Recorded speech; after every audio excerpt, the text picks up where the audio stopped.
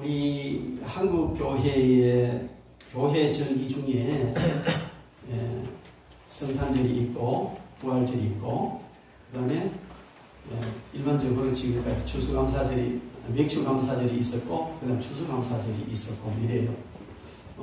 근데 성령 강림절에 대해서는 사람들이 희미하게 생각을 해요. 희미하게 생각을 하고 성령 강림절 대신 맥주감사절을 주로 지켜왔습니다. 이것은 초기에 선교사들이 우리나라에 들어와서 성령 강림절보다도 이 맥주감사절에 더 포커스를 둔 거예요.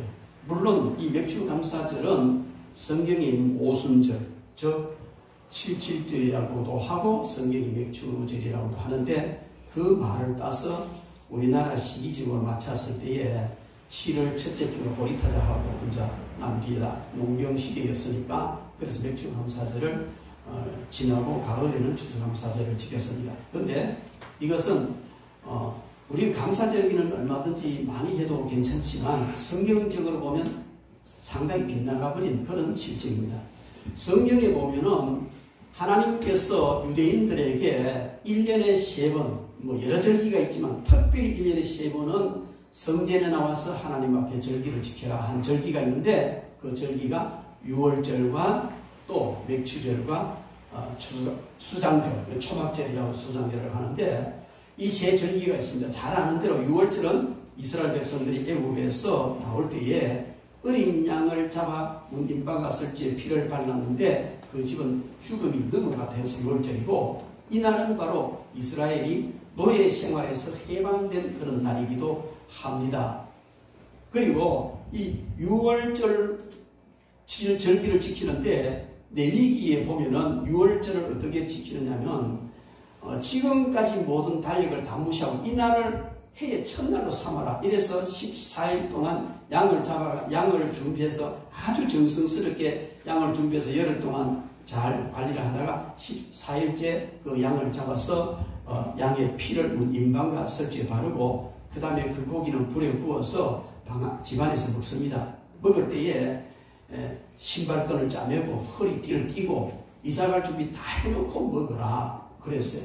그래서 그 밤에 하나님께서 이 유월절 어린 양의 피가 발리지 않는 모든 집 사람들은 장자나 짐승이나 사람할 것 제일 첫 번 난 것 장자 다 죽이는 거예요. 근데 피가 발린 곳에는 죽음이 없었습니다. 그것은 바로 무엇을 의미하느냐면 예수 그리스도께서 유월절 어린 양으로 오셔서 우리가 그 십자가의 보혈을 믿음으로 말미암아 그 피가 우리의 영혼의 문임방과 설주에 발려지고 우리 가정의 문임방과 설주에 발려질 때에 사망의 저주가 넘어간다는 겁니다. 그래서 우리는 영원한 생명을 얻게 되는 겁니다. 천국에 가게 된다는 것이죠. 그래서 이 유월절은 이스라엘 해방절기지만 이 이스라엘 해방절기가 하나의 상징을 주는데 온 인류의 구원, 즉 이스라엘 민족이 노예에서 해방되는 이것은 온 인류가 사탄의 노예에서 해방되어서 참 자유인이 되는 예수 그리스도로 말미암아 이루어지는 이것을 상징적으로 보여주는 것이고 예수 그리스도께서 완성되어졌습니다. 그런데 이 유월절 날 절기를 지키는 것은 유월절 하루지만은 그 안에 세부적인 절기가 3개가 있어요. 첫 번째 14일 날은 유월절 절기를 양 잡아 먹고 유월절 지키는 날이에요. 첫 번 유월절은 그렇게 지냈지만은 이 절기를 대대로 지키려 해서 이스라엘 백성들이 가나안 땅에 들어와서 지킬 때는 그렇게 해서 첫 번째 14일을 양 잡아서 먹는 이 유월절 예식을 지키고 그 다음 15일 날은 안식일이에요. 이 15일 날은 안식일인데 이 안식일부터 일주일 동안은 무교절이라 해가지고 집안의 모든 누룩을 다 제거하라고 해요. 그리고 무교절이는 무효병 이런 말인데 누룩 넣지 않은 발효시키지 않은 떡, 딱딱한 떡을 일주일 동안 먹으면서 집안의 모든 누룩을 다 제거하라는 이거는 예수 그리스도의 보혈로 말미암아 모든 죄를 제거하는 성결을 의미하는 겁니다. 그래서 일주일 동안 지키는 무교절이 있고 그 다음에 이 유월절 다음에 그 다음 안식일부터 무교절인데 그 안식일이 시작하는 그 다음 첫날 그러니까 요즘으로 치면 주일날입니다. 그죠? 주일날 이날은 초실절이라고 있어요.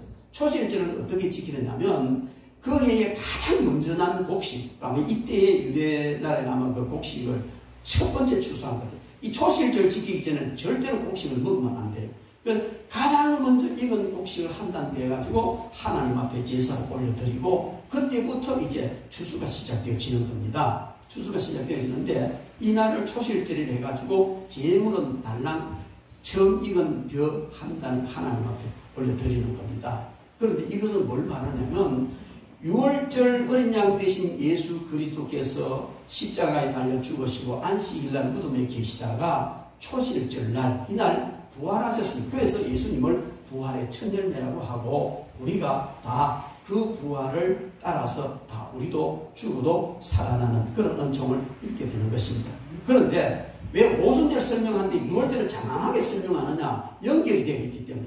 그럼 이 초실절부터 시작해서 50일째 되는 날이 오순절, 그 오순이라는 말은 그 50이라는 말이 되거든요. 그래서 6월절 다음 날이 바로 무교절이 시작되어지고, 무교절 다음 날이 초실절인데, 이 초실절로부터 계산해서 50일째 되는 날을 오순절로 지켜라. 레위기에 그렇게 명령을 했습니다. 그런데 이 오순절은 어떻게 지키느냐면, 그해 지은 농사 밀 가지고 가루를, 고운 가루를 빻아가지고 떡을 두 덩어리 만들어가지고 하나님께 바칩니다. 그런데 그 떡 두 덩어리에는 누룩을 넣어라. 그렇게 했어요. 성경의 누룩은 죄악을 상징하고, 제물에는 절대로 누룩이 들어가면 안 됩니다. 그런데 오순절날 하나님께 드리는 떡 두 덩어리는 누룩을 넣어라. 이렇게 말씀하셨어요.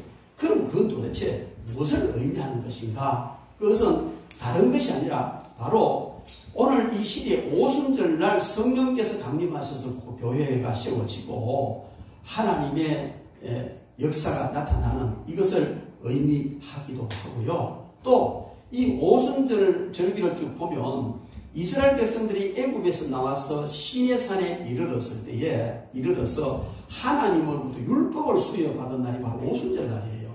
그러면은 이 이스라엘 백성들이 죄악에서, 즉 노예에서 해방되어 나와서 하나님의 성민이 되고, 시내산에 와서 하나님 앞에 율법을 수여받음으로 거룩한 공동체가 된 거예요. 하나님의 공동체가 된 거예요. 이것을 신학적으로는 구약교회라 그렇게 말합니다.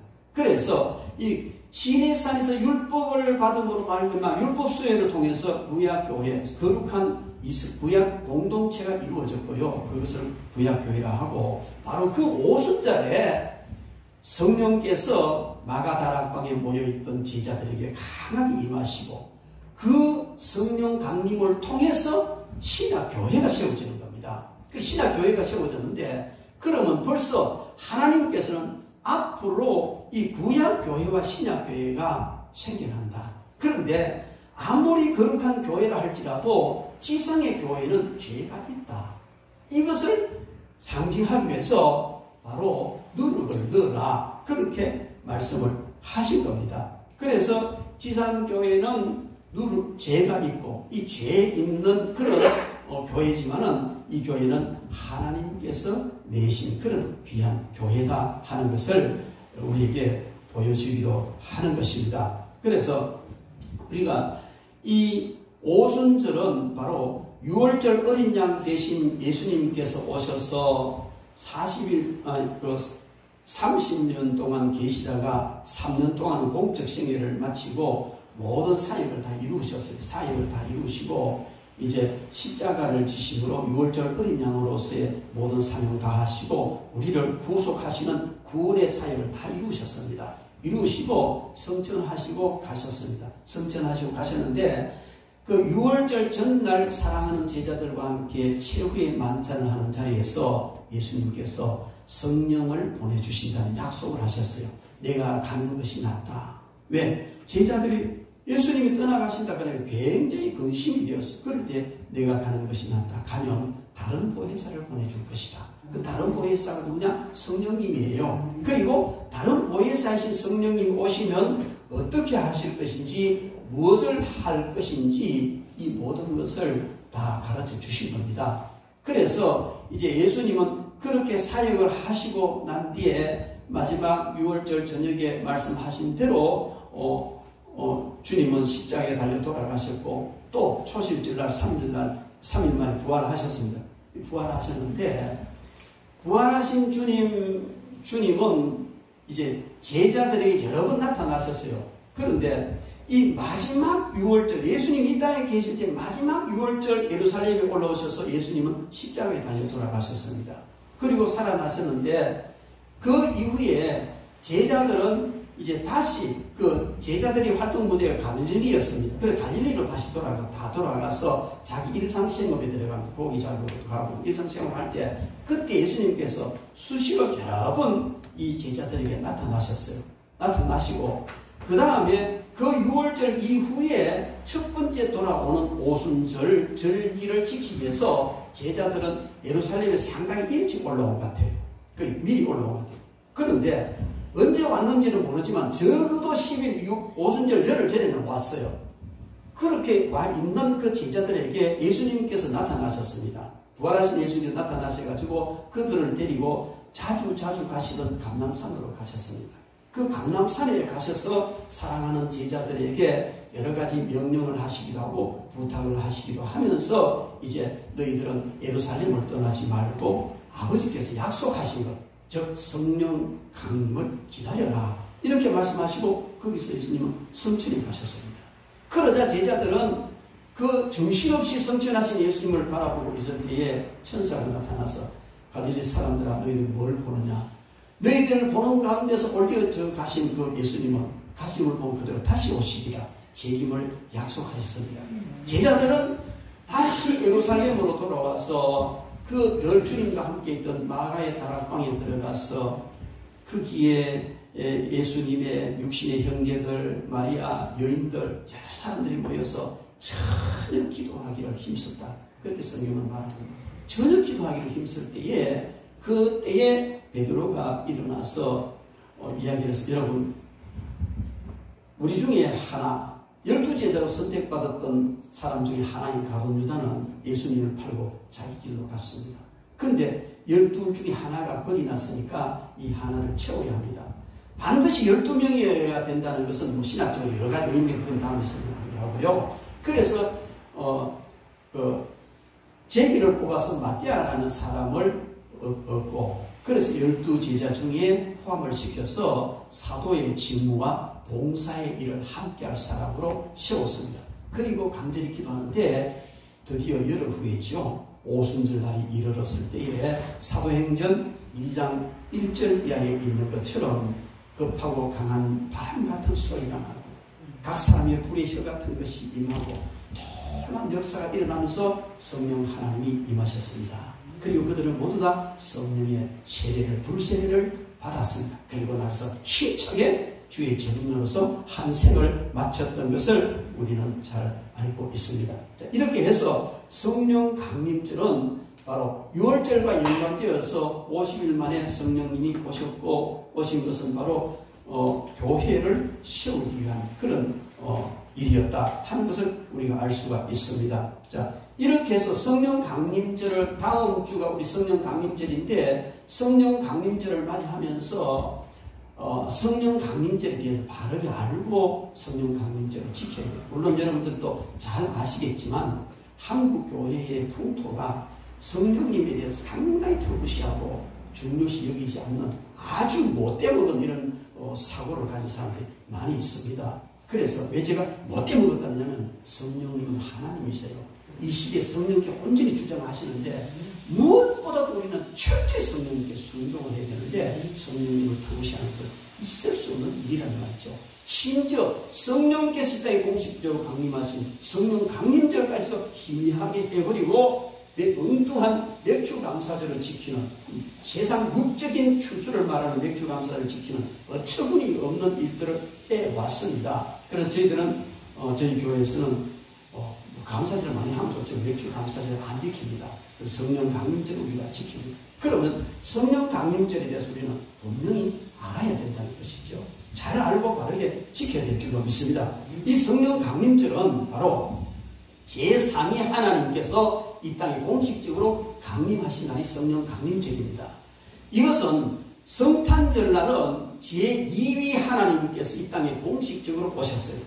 하나님이시며 말씀으로 계시고 천지를 창조하셨던 그 하나님이신 예수님이 인간의 몸을 입고 이 땅에 공식적으로 아기의 모양으로 오신 날이 성탄절입니다. 오셔서 우리를 위한 계속 제물로서의 구속사역을 다 이루셨어요. 다 이루시고 가셨습니다. 성천에 가시면서 약속하신 것이 다른 보혜사 성령님을 보내주겠다 약속을 하신 겁니다. 그래서 예수님께서 이루어 놓으신 모든 구속사역을 모든 사람 각 개인에게 적용을 시키는 일을 누가 감당하느냐는 성령님이 감당하십니다. 그래서 성령님이 이 땅에 공식적으로 오신 거예요. 여러분, 예수님께서는 내가 가는 것이 낫다. 성령님 그가 오면 그가 너희를 진리 가운데 인도할 것이고 여러 가지 성령님 하시기를 말씀을 하셨습니다. 그런데 정말 중요한 것은 뭐냐면 삼위일체 하나님은 구약시대나 신약시대나 지금이나 언제나 늘 함께 하십니다. 같이 공존하고 계십니다. 그런데 구약시대에 보면 성부 하나님께서 주된 역할을 이렇게 하신 것처럼 그렇게 나타나 있어요.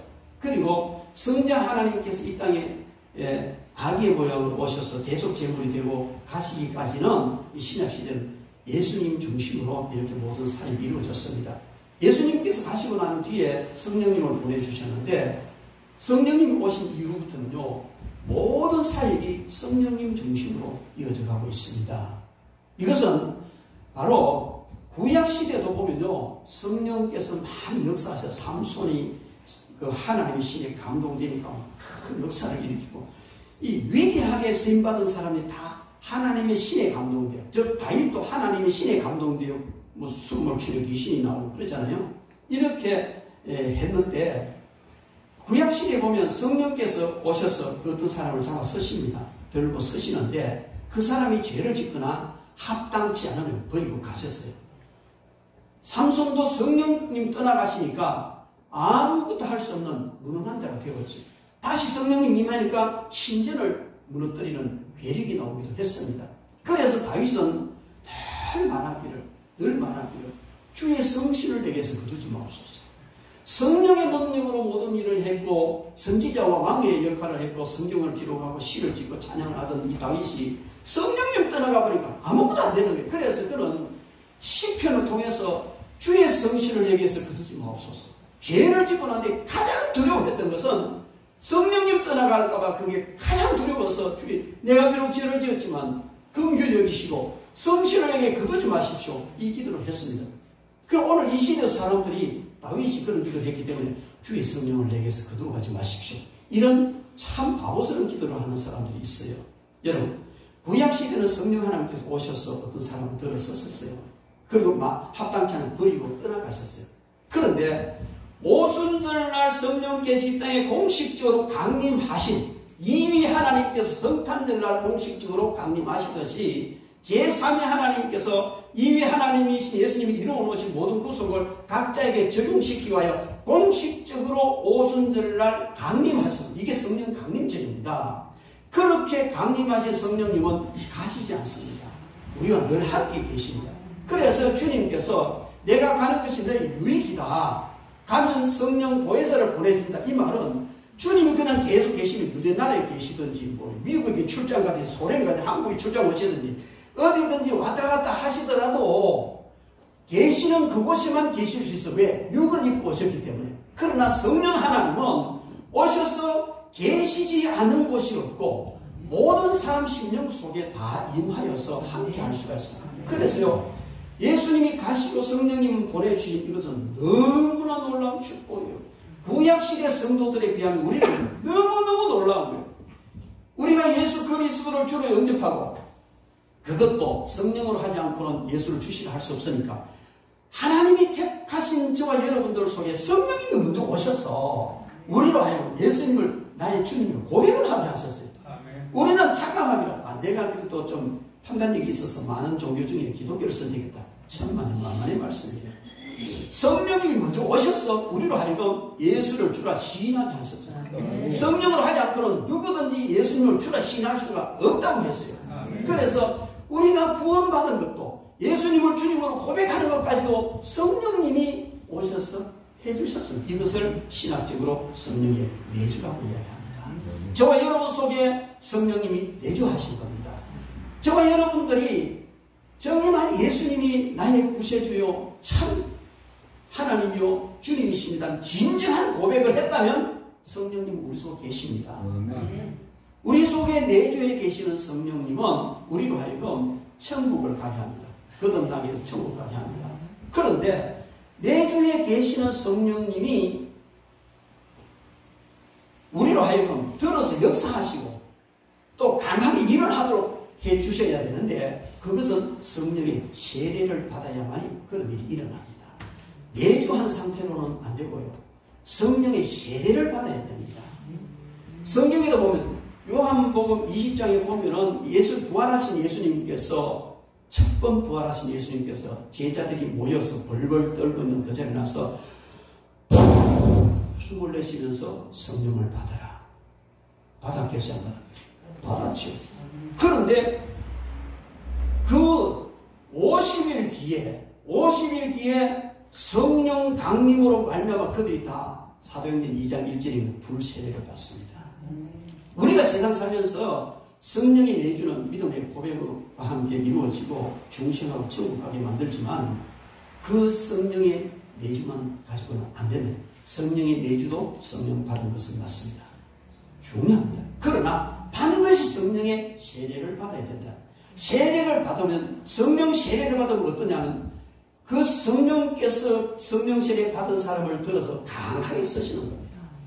제자들이 3년 동안 예수님께 훈련을 받았지만은 성령 세례를 받기 전에는 이 제사장들과 관원들이 두려워서 문을 끌어잡고 벌벌 떨었습니다. 그런데 성령의 세례를 받고는 당당하게 그들에게 우리가 하나님의 말씀 듣는 것이 옳은지 사람의 말을 듣는 것 너희들이 판단해라. 목숨을 걸고 십자가에 순교할 만큼 능력이 있는 그런 제자들로 변했습니다. 그렇다면 우리는 이번 성령 강림절을 통해서 반드시 성령 세례를 받아야 됩니다. 어떤 사람은 성령 세례를 받지 않고도 성령 세례 받은 줄로 착각하고 살고 있고 어떤 사람은 성령 세례를 받았는데도 긴가민가하고 그만큼 한국교회가 가장 중심으로 역사하시는 성령님에 대해서 바로 가르치지 않았다는 것입니다. 제가 종신 졸업했는데요. 합동측에서는요. 이 성령님의 사역이나 뭐 특별 은사 이런 데 대해서 굉장히 트러블시하는 거예요. 아주 중요한 죄를 짓는 것이죠. 성령께서 역사하셔도요. 절제하면서 그냥 불 꺼요. 성령님은 하나님이신데 역사하시는데 목사인 지가 뭐라고 제재를 하느냐 말이에요. 그 자리에서 성령님의 인도를 받아야 돼요. 성령님 불을 끌까요? 더 붙일까요? 기름을 더 부을까요? 불을 꺼버릴까요? 물어보고 성령님이 인도하시는 대로 해야 돼요. 근데 그거 멋지다고 무조건 절제라는 갖다 물을 끓여가지고 성령님의 역사를 그냥 잠재워버립니다. 얼마나 안타까운 일인지 몰라요. 여러분 이와 같이 삼위 하나님이신 성령님이 이 땅에 공식적으로 오셨고 오신 성령님은 우리 속에 내주하셔서 우리를 천국 가게 하시고 또 우리에게 성령의 세례를 주셔서 세례를 받은 자가 하여금 능력 있게 강하게 사역을 하게 하십니다. 다 같이 예수님을 믿고 다 같이 집사가 되고 권사가 되고 장로가 되고 목사가 돼도 사역은 다릅니다. 어떤 사람은 미미하고 어떤 사람은 강력하게 하는 그건 뭐냐? 성령의 세례를 받았느냐 받지 않았느냐의 차이입니다. 어쨌든 여러분 이번 성령 강림절에는요 한 주간 동안 특별히 기도하십시오. 그래서 성령의 세례를 받기를 주 이름으로 축원합니다. 그리고 성령의 세례를 받은 사람도요 죄를 짓고 세상에 이끌려서 막 힘들게 살다 보면 그 성령 세례 받았어도 성령님이 역사하시는 것을 불순종하고 자꾸 억제하고 성령의 소욕을 소멸시키고 이러면 힘없는 자가 됩니다. 그런 사람은 성령의 충만을 받아야 됩니다. 온전히 성령께 순종하고 내어드리고 이래서 성령께서 나를 온전히 이끄시도록 성령 충만한 삶을 살아야 합니다. 성령 세례 받으신 분들은 이번 성령 강림절을 통해서 성령에 충만하시기를 주 이름으로 축원합니다. 이와 같이 이 성령 강림절은 제3위 하나님께서 공식적으로 이 땅에 강림하신 날이 바로 성령 강림절이라는 것을 알고 너무너무 중요한 날입니다. 어떤 의미에서는 석탄절보다 더 성대하게 기념하고 감사해야 될 날이 성령 강림절입니다. 여러분들, 그래서 다음 주에 성령 강림절 날 여러분들은요, 하나님 앞에 특별 예물을 드리십시오. 돈 필요해서든 우리 교회 돈 드릴 만 필요 없어요. 교회도 조그맣고 유지비도 별로 안 들어요. 그러나 여러분들, 어떤 의미에서든지 주님 앞에 내 이 간절한 마음을 표하고 성령의 충만을 받게 사모하는 이 마음을 어떤 모양으로든지 표시를 하시기 바랍니다. 그리고 이 성령 강림절은 바로 지상 교회가 탄생한 그런 교회 생일과 같은 날입니다. 저도의 말씀을 드렸지만은 구약 시대의 구약의 선민 공동체, 믿음의 공동체 구약교회는 바로 시내산에서 오순절날 율법을 수여받음으로 이루어졌다면, 오늘 신약교회에 주님 오시는 날까지 영원토록 존재할 이 신약교회는 바로 오순절날 성령께서 공식적으로 강림함으로 말미암아 생겨난 것입니다. 그래서 이 성령 강림절은 바로 교회 생일이다. 떡 두 덩이는 바로 구약교회와 신약교회를 의미하고, 거기에 누룩을 넣는 것은 구약교회든 신약교회든 죄가 있는 것을 말하는데, 바울사도는 에베소서를 통하여서 이 구약교회와 신약교회가 결국은 나중에 하나가 된다는 것을 말하고 있습니다. 에베소서 2장 12절부터 18절 말씀에 보면 이렇게 기록되어 있습니다. 그때 너희는 그리스도 밖에 있었고 이스라엘 나라 밖의 사람이라. 약속의 언약들에 대하여는 외인이요 세상에서 소망이 없고 하나님도 없는 자들이, 이제는 전에 멀리 있던 너희가 그리스도 예수 안에서 그리스도의 피로 가까워졌느니라. 그는 우리의 화평이시니라. 둘로 하나를 만드사 원수된 것 곧 중간에 막힌 담을 자기의 육체로 거시고, 이 성소의 휘장을 말합니다. 육체로 거시고 법조문으로 된 계명의 율법을 폐하셨으니 이는 이 둘로 자기 안에서 한 세 사람 완유맨 한 세 사람을 지어 화평하게 하시고, 또 십자가로 이 둘을 한 몸으로 하나님과 화목하게 하려 하십니다. 원수된 것을 십자가로 소멸하시고 또 오셔서 먼데 있는 너에게 평안을 전하시고 가까운 데 있는 자들에게 평안을 전하셨으니 이는 그로 말미암아 우리 둘이 한 성령 안에서 아버지께 나아감을 얻게 하려 하십니다. 이 뭐냐면 바울사도는 에베소서를 통해서요, 구약교회와 신약교회가 예수 그리스도로 하나 된다는 겁니다. 가운데 막혔던 이 성소, 휘장, 십자가에 달릴 때 찢어버렸어요.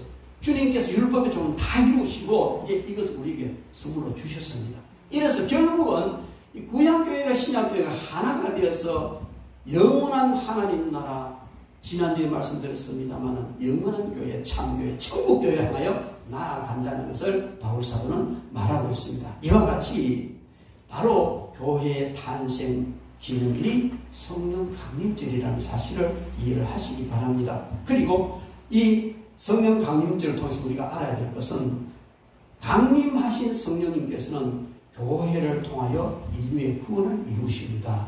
신학적으로요, 교회 밖에는 구원이 없다 이 말이 있습니다. 교회 밖에 구원이 없다 이 말은 건물인 이 교회 밖에 구원이 없다는 말이 아니고, 교회라는 말은 에클레시아라고 해서 불러내서 모아놓은 무리, 그 우리의 모임, 이게 교회예요. 이 참 교회는 예수 그리스도를 주님으로 고백하는 그런 그 신앙 믿음을 가진 자들을 불러 따로 모아놓은 이 집단, 공동체, 이게 교회. 구약이나 신약이나 마찬가지예요. 그래서 이 공동체가 바로 교회인데, 이 공동체 교회 밖에서 구원받을 수가 없다는 겁니다. 맞습니다. 건물 교회 밖에서는 얼마든지 구원의 역사가 있습니다. 그러나 참 교회 밖에서는 구원이 없습니다. 그런데 성령 하나님은 이 참 교회 안에서 역사를 하신다는 사실을 말씀하고 있습니다. 물론 교회 밖에서, 참 교회 밖에서도 성령님은 여러 가지 역사를 하시지만 구원의 역사만, 성령께서 하시는 구원의 역사만큼은 교회 안에서만 하신다는 것입니다. 그만큼 중요한 것이 바로 교회와 성령님과의 관계인 것입니다. 그리고 이제 또 그 성령 강림절은 교회의 본질이 복음이고, 이 복음이 교회의 알맹이라면 바로 교회는 이 껍질과 같은 겁니다. 이 껍질과 같은 복음이라는 알맹이를 감싸고 있는 이 껍질, 이것을 성령께서 만드셨다. 그럼 교회를 만드셨다는 말을 세우셨다는 그런 말입니다. 여러분, 주님께서 이루신 구원의 복음이 알맹입니다. 베드로의 신앙 고백이라든지 예수님을 구주 고백하는 자만이 구원받는 이것이 알맹이라면 그 알맹이를 지키고 보존하는 껍질이 뭐냐? 교회예요. 그 굉장히 중요합니다. 오늘날 이 산업사회에서요, 포장이 얼마나 중요한지 모릅니다. 얼마 전까지 우리 한국 사람 포장 귀하게 여기지 않았습니다. 뭐 알맹이만 좋으면 됐지, 물건만 좋으면 됐지, 포장이 신문지 뚝뚝 말아줘도 된 줄로 알았지만 이제 안 그래요. 사람은 물건을 구매하기 전에 먼저 포장을 보잖아요. 이 포장이 굉장히 중요합니다. 이런 마케팅 차원에서도 포장이 중요하지만은 이 생물학적이나 모든 이 자연의 이치 속에서도 포장은 이 껍질은 굉장히 중요합니다. 여러분, 우리가 잘 아는 대로 쌀을 도정해서 나오면요, 얼마 안 있으면 맛이 없어 못 먹어요. 그래서 어느 정도 있으면 나눠주고 퍼줘야 돼요. 그런데 벼는, 도정하지 않은 벼는 그대로 몇 년을 가도 그대로 있어요. 이게 뭐 껍질이 알맹이를 보호하고 있기 때문에 그렇다. 그래서 이 껍질은 알맹이를 보호하고 변질하지 않게 하는 것이에요. 이 껍질이 온전하지 못하면 알맹이가 변질되어 버리는 겁니다. 그래서 무교회주의자도 있고요, 이상한 교회 이상한 껍데기 만들어가지고 복음이라는 알맹이를 넣어놨는데 전부 변질되잖아요. 그래서 잘못된 교회 안에서는 복음 자체가 변질되어 있습니다. 그래서 온전하고 바람직한 교회는 얼마나 중요한지 모릅니다. 이 온전하고 바른 교회라는 것은 바로 성령께서 세우신 교회를 완전히 성령이 주장하고 계시고 간섭하고 계시는 그 교회가 바로 이 복음의 알맹이를 온전하게 보호하는 껍질과 같은 그런 교회다, 그렇게 볼 수가 있습니다. 요즘 패스트푸드 유행 많이 하잖아요. 옛날에는요, 이 방부제를 넣었어요. 음식에다가 독하지 않은 방부제를 그냥 해롭지 않을 분량만큼 넣어가지고 빨리 상하지 않도록 해서 유통기간을 유지를 했습니다. 근데 요즘 여러분 슈퍼마켓 가보십시오. 가보면요, 뭐 가장 흔한 것이 뭡니까? 밥. 그죠? 무슨 밥이라고 그러죠? 햇밥. 네. 그 이름이고. 어쨌든 이 포장밥. 그 다음에 요즘은 죽도 나오고 뭐나 별게 다 유통기간을 봐요. 제가 이제 그런데 이 식품이나 이런 의약품이나 뭐 이런 쪽에 관심이 좀 있다 보니 유통기간을 보면요, 그게 6개월, 1년짜리도 있어요. 어떻게 가능한지 이해가 안 돼요. 근데 여러분, 어떻게 가능? 그걸로 완전 100% 멸균을 시켜요. 100% 멸균시켜가지고 완전 멸균을 시켜 그걸 갖다 포장을 해버려요. 외부에서 균이 침투하지 못하다. 그래서 유통기간이 그렇게 긴 거예요. 뭘 이야기합니까? 이 알맹이가 변질되지 않고 보존되는 방법은 포장이라는 껍질이라는 사실입니다. 여러분, 우리가 이 복음이, 여러분들이 믿는 이 참된 너무나 귀중한 이 복음이 변질되어지지 않도록 껍질 역할을 해주는 것이 참된 교회고요. 이 교회를 성령께서 언제나 주장하고 계시다는 겁니다. 그래서 교회와 성령님은 뗄래야 뗄 수가 없는 너무나 중요한 것입니다. 우리는 내용만 좋으면 되지, 교회가 무슨 필요? 내 신앙만 좋으면 되지, 교회 안 가도 돼. 요즘 이제 제가 한번 그래 이제 신학 교사는 그 친구들한테서 너 앞으로 교회를 다시 써야 된다. 지금까지 신학교 가르치던 교회는 그거 하면 앞으로 가면 못할 거야. 왜? 코로나19 때문에. 비대면 예배라는 게 있을 수가 있습니까? 예배하게요, 비대면 예배라는 거 없어요. 저희는 그렇게 안 배웠어요. 근데 요즘요, 그렇게 안 배운 많은 목사들이 그런 걸 쓰고 있다고요. 가슴 아픈 일 아닙니까? 어쨌든 이 참교회, 참복음은 참교회, 성령께서 역사하시는 정말 참껍질인 교회 안에 있는 복음이 참복음으로 유지되는 거예요. 마귀는요, 이 껍질이 허물어버려요. 그래서 교회 복음 본질이 다 퇴색하도록 만든 것이 지금의 사태입니다. 그냥 세상 사람들이 욕하니까 세상 사람들 마음 맞추려고 또 우리 교회는 어쩌고 서붙이는 정신 나간 목사들도 있는데요. 여러분, 정말 복음이라는 그런 게 아니에요. 너무나 소중한. 그래서 그렇게 소중한 복음은 그렇게 귀중하신 성령께서 오셔서 다 소중한 이 포장 껍질인 교회 속에 담아놓으시고 보존을 시키시고 다 교회 안에 들어와서 함께 구원의 자리로 나가도록 하시는 줄 믿습니다. 여러분, 그래서 우리는 성령 강림제를 통해서 이 교회가요 너무나 소중하고 중요하다는 사실을 인식을 하고, 이런 교회를 우리에게 주신 그런 성령님께 감사하고 찬양하고 영광을 드려야 될 줄 믿습니다. 마지막으로요, 교회의 모든 사역은 성령께서 주장하십니다. 급지인 교회를 성령께서 온전히 주장하시듯이, 이 말은요 성령께서 교회를 온전히 주장하신다는 사실입니다. 복음 전파하는 일이나 교회에 되는 모든 일들은 바로 성령께서 주장을 하시고 계시고 하셔야 됩니다. 근데 수많은 사람들이 성령께서 모든 것을 주장하시도록 하는 것이 아니라 사람이 교회를 주장하도록 하는, 그래서 사람이 주가 되고 사람의 뜻이 앞서고, 이건요 결국은 성령께서 교회를 온전히 주장하지 못하게 하는 잘못된 교회로 가는 거예요. 제가 개척교회를 하려고 물론 그때 되고 있을 때부터만 감림산에 와서 기도했어요. 한 달 동안 기도했는데요, 어느 날 성령께서 물으셨어요. 네 교회 세울래? 내 교회 세울래? 그걸 물으시더라고. 그 의의가 뭐예요? 교회다 하나님 교회 제게 어디 있습니까? 대답하라는 거예요. 당연히 하나님 교회 세우죠. 그런 대답 말고. 그래서요, 기가 팍 죽어가지고 진지하게 기도했어요. 아, 그렇구나.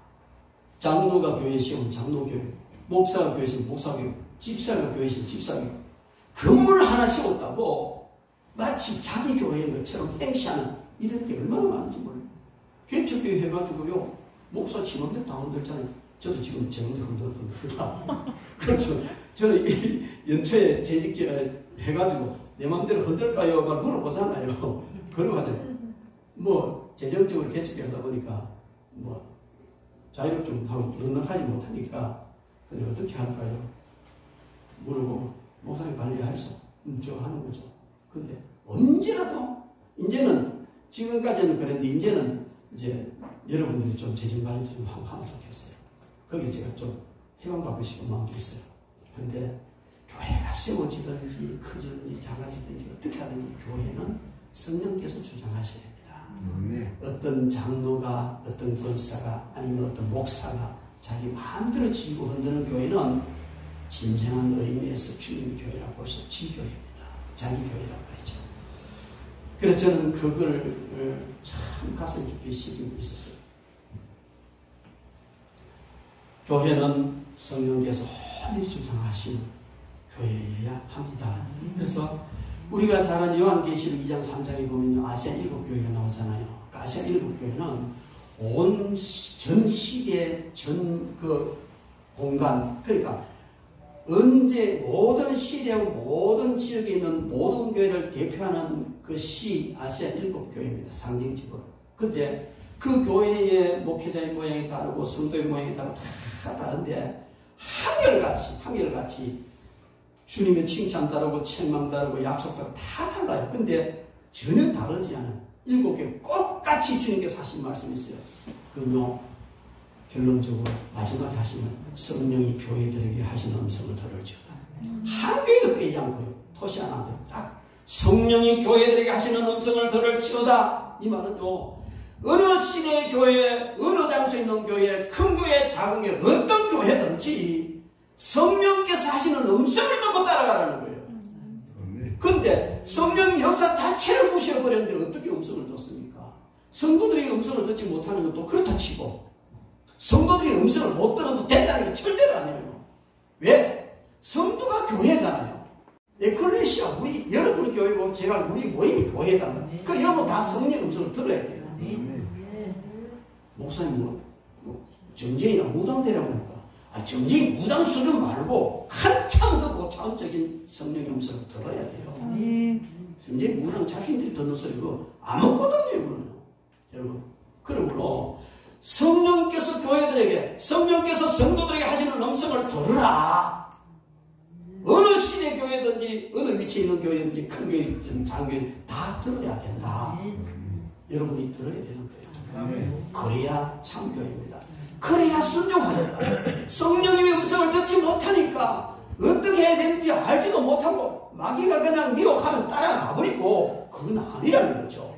그래서 우리는 철저히 성령께서 주관하시는 교회에 우리가 성령님의 인도를 받아야 성령께서 우리를 통해서 주장을 하실 수가 있습니다. 그런데 우리가 성령 음성을 안 들으면 성령께서 교회를 주장하시지 않습니다. 성령님은 굉장히 인격적이신 분이시기 때문에 우리 스스로 자유의지를 활용해서 복종하고 순종할 때 역사하시지, 강압적으로 그냥 이렇게, 물론 교회에다 강압적으로 하실 수도 있지만 전부 보면요, 우리 스스로 자유의지를 활용해서 성령님께 순종할 때 성령님 역사하시고 하나님의 영광을 받으십니다. 그래서 우리가 성령님의 음성을 듣고 한 걸음 한 걸음 나갈 때 성령님이 우리를 또 역사하시고 정말 성령님 기뻐하시고 온전히 성령께서 주장하시는 그런 참 교회가 될 줄로 믿습니다.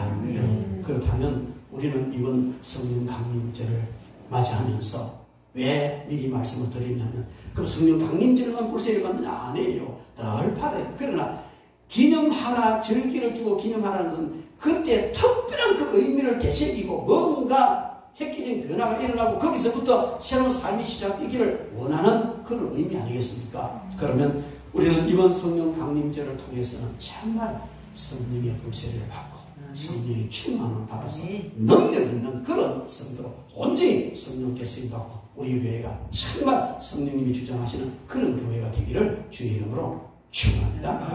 그러면 우리가 성령 세례를 받아야 되는데, 사도행전 1장 12절부터 26절 말씀 우리가 읽은 이 말씀 앞에 좀 보면요, 그게 어떻게 보면 마음이 하나 되어서 천은 기도에 힘쓰고 거리난 조직을 완전히 바로 잡았을 때, 그렇게 해놓고 기다렸을 때 성령의 역사했습니다. 여러분, 우리 이 한 주간 동안 정말 마음이 하나 돼야 돼요. 교회 안에서 별것도 아닌 것 가지고 서로 마음이 비끄러지면 마귀가 틈타고요, 성령이 역사하시지 않습니다. 거룩하신 성령님은요, 거룩한 사람을 들어서시고 거룩한 사람들의 교제에서 역사를 하십니다. 그래서 이 한 주간 동안 만약에 여러분들이 마음이 상한 일이나 뭐가 비끄러지니 섭섭한 일이나 다 털어버리세요. 그거요, 그냥 오물보다 더 더러운 말하고 마음이 찡하는 상하니까 털어버리세요. 예수 그리스도 보혈로 털어버리시고, 그 다음에 우리 함께 기도합시다. 한 주간 동안 그 이상 못 나오든지 그는 중요하지 않고 각자의 처소에서 정말 성령 세례 주십시오. 성령 충만 주십시오. 기도하고, 또 하나님 앞에 우리가 이 직분에 대한 중요성을 인정을 해요. 어떤 사람들이 장로 장님 받으십시오. 목사님 장로 그런 거 아니 됩니다. 장로 그런 거라니. 그 사람 장로 잘 필요 없어요. 여러분, 직분이 얼마나 중요한지, 직분에 따른 특별한 은혜가 함께 있어요. 그렇다고 해서 막 직분을 명예처럼 여겨가지고 막 성금도 해가면서 그걸 얻으려고 할 필요는 없습니다. 섬기고 봉사는 직분이지만 정말 귀한 줄 알고, 하나님께서 집사의 직분을 주셨든지 교사의 직분을 주셨든지 권사의 직분을 주셨든지 장로의 직분을 주셨든지 전도사의 직분을 주셨든지 목사의 직분을 주셨든지, 이것이 사람이 준 것이 아니고 하나님께서 주신 것이라는, 이 직분을 통해서 교회가 아름답게 질서를 따라 조직을 유지할 때에 성령께서 강하게 역사하신 줄 믿습니다. 이런 역사가 우리 섭성교회에서 일어나고 저와 여러분들이 일어나기를 주의 이름으로 축원합니다. 기도하겠습니다.